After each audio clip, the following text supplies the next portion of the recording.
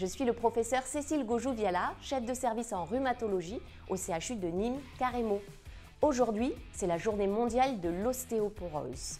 C'est une journée qui est conçue pour sensibiliser à cette pathologie qui est méconnue, sous-diagnostiquée et sous-traitée. L'ostéoporose est une anomalie de l'os en quantité et ou en qualité qui le rend trop fragile. Il faut savoir que chaque année, on a 160 000 femmes qui vont avoir une fracture à cause de l'ostéoporose.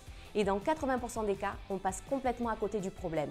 Il n'y a que 20% qui sont dépistés, diagnostiqués et traités pour leur ostéoporose alors qu'on a des traitements efficaces.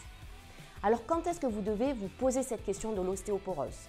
Si en tombant de votre hauteur ou de moins de 3 marches d'escalier, même si c'est une chute violente, si vous vous fracturez un poignet, une épaule, une hanche, une vertèbre, un bassin, c'est anormal. C'est fortement suspect d'ostéoporose. Il faut à tout prix en parler avec votre médecin, avoir une ostéodensitométrie, un bilan sanguin, parce que vraisemblablement vous avez cette maladie et il faut la traiter.